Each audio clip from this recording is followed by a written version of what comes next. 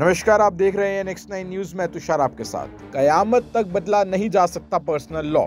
UCC के विरोध में जमीयत उलमे हिंद का आया है ये बयान। जमीयत उलमे हिंद ने यूनिफॉर्म सिविल कोड का विरोध किया है। लॉ कमीशन ने यूसीसी पर सभी पक्षों से सुझाव मांगे थे, जिसका जवाब जमीयत ने भेज दिया है। इससे पहले all India Muslim Personal Law Board ने भी यूसीसी का विरोध किया था।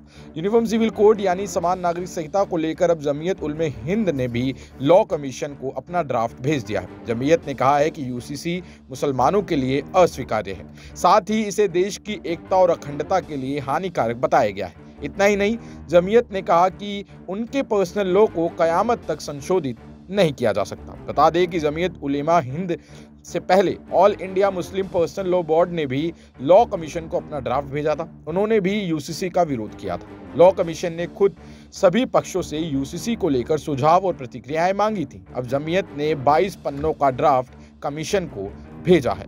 जमीयत की तरफ से लिखा गया है कि समान नागरिक संहिता सिर्फ मुसलमानों का ही नहीं बल्कि सभी भारतीयों का मसला है। लिखा गया है कि समान नागरिक संहिता के संबंध में सरकार को सभी धर्मों, सामाजिक और आदिवासी समूहों के प्रतिनिधियों से सलाह व मशवरा करना चाहिए और उन्हें विश्वास लेना चाहिए कि यही लोकतंत्र की मांग है। मौलाना अरशद मदनी ने कहा कि यूसीसी पर दोबारा बहस शुरू करने को हम राजनीतिक साजिश का हिस्सा मानते हैं।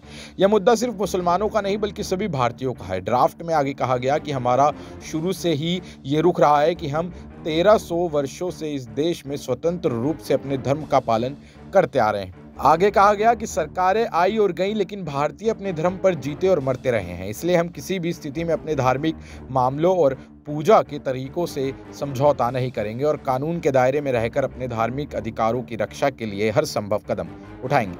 जमीयत उलेमा हिंद ने कहा कि समान नागरिक संहिता पर जोर देना संविधान में दिए गए मौलिक अधिकारों के विपरीत है। हमारा पर्सनल लॉ कुरान और सुन्नत पर आधारित है, जिसे कयामत के दिन तक संशोधन नहीं किया जा सकता है। ऐसा कहकर हम कोई असंवैधानिक बात नहीं कर रहे हैं, बल्कि धर्मनिरपेक्ष संविधान के अनुच्छेद 25 ने हमें ऐसा करने की आज़ादी दी है। समान नागरिक संहिता मुसलमानों के लिए अस्वीकार्य है और देश की एकता और अखंडता के लिए हानिकारक है। आगे उन्होंने कहा कि जब पूरे देश में नागरिक कानून एक जैसा है यानी कि सिविल लॉ, तो पूरे देश में एक पारिवारिक कानून यानी कि फैमिली लॉ लागू करने पर जोर क्यों दिया जा रहा है। जमीयत ने अपने जवाब में आगे कहा कि भारत जैसे बहुलवादी समाज में जहां सदियों से विभिन्न धर्मों के अनुयायी अपने अपने धर्मों की शिक्षाओं का पालन करते हुए शांति और सद्भाव के साथ रहते आए हैं, वहां समान नागरिक संहिता लागू करने का विचार बहुसंख्यकों को गुमराह करने के लिए लाया जा रहा है। यूसीसी को लेकर चल रही कवायद के बीच All India Muslim Personal Law Board ने बुधवार को